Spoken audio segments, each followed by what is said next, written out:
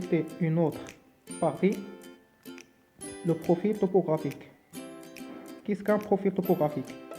Le profil topographique est une méthode de représentation du relief. Donc, comment réaliser ce profil topographique? Pour le réaliser, il faut d'abord une carte topographique, par exemple une carte topographique d'une région donnée, supposons région X, et aussi on a besoin d'un papier millimétré. Pour les étapes de réalisation, la première étape, d'abord il faut marquer sur la carte la ligne AB.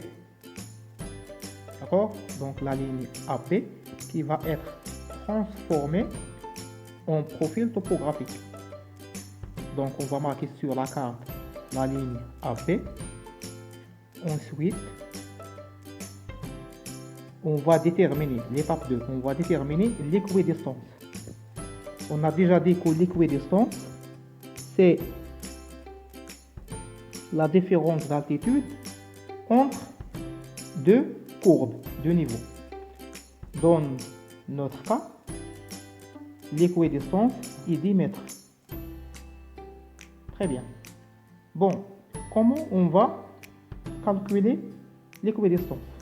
La première des choses, il faut repérer un courbe de maîtresse.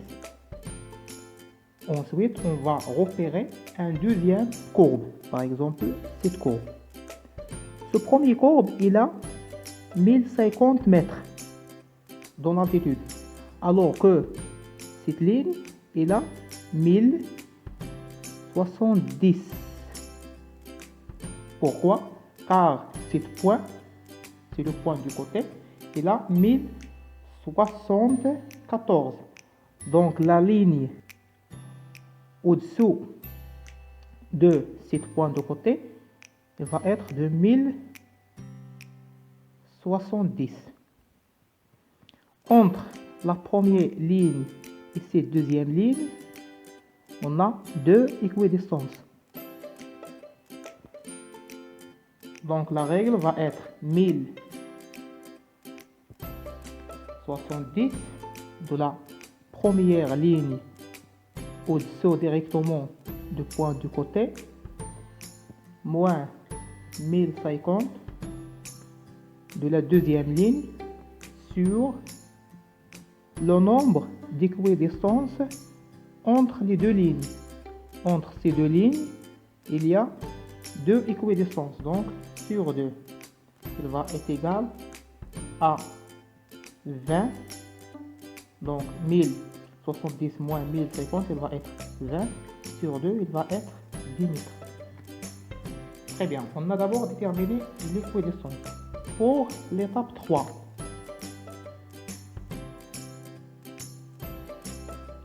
l'étape 3, on va déterminer les points d'intersection du profil AB avec le courbe de niveau. Donc on va déterminer tous ces points-là. Donc les points d'intersection du profil AB avec les courbes de niveau. Point d'intersection du ligne de courbe de niveau avec la ligne AB. On va déterminer tous ces points. Pour la quatrième étape, on va déterminer les altitudes des points. Comment on va faire pour déterminer ces altitudes? On va repérer la ligne 1050. La ligne au-dessous de 1050, elle va être de 1040. La ligne au-dessous de 1040, elle va de 1030 mètres. La ligne au-dessous de 1030 mètres, elle va de 1020 mètres. La ligne au-dessous de 1020, elle va être 1010 mètres. Pourquoi? Car l'équidistance toujours reste constante, 10 mètres. La ligne au-dessous de 1010 mètres, elle va être 1000 mètres. La ligne au-dessus de 1000, elle va être 990. Pour la ligne au-dessous de 990, il va être 980. On a déterminé toutes ces altitudes. Comme vous voyez, ces deux points, ils ont la même altitude. Pourquoi?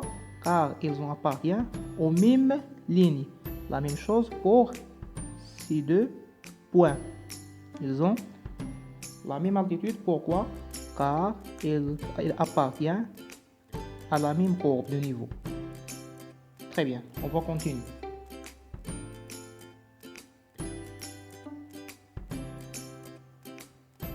Quatrième étape, on va tracer un axe vertical pour représenter l'altitude. Ou on va le tracer dans un papier millimétré. Très bien. L'étape 6, graduer l'axe. On a déjà les gradués. On a les gradués. Selon une échelle. L'échelle utilisée pour nous, 1 cm en papier millimétré.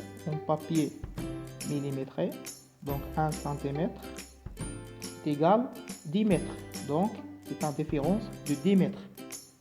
Très bien. Donc cette différence, elle va être de 10 mètres. Étape 7, on va reporter chaque point d'intersection selon leur altitude sur papier millimétré. Par exemple, pour le point A, on va tracer un axe perpendiculaire sur leur altitude dans nos papiers millimétrés, comme vous voyez. On va refaire la même chose pour tous les points appartiennent à l'axe AB.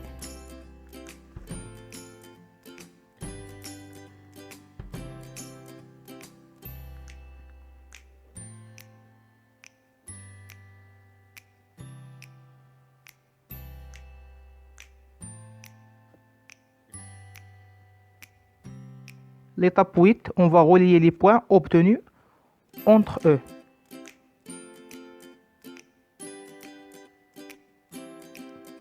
Et enfin, l'étape 9, on va nettoyer le papier millimétré et on va indiquer l'échelle et le titre. Pour le titre, notre cas, c'est un profil topographique de région X. Dans votre cas, il suffit de remplacer la région X par le nom de votre région. L'échelle, 1 cm en papier millimétré, est égale ou représente 10 mètres d'altitude. Pour faciliter les tâches, prenez toujours l'échelle 1 cm dont le papier millimétré représente l'équidistance.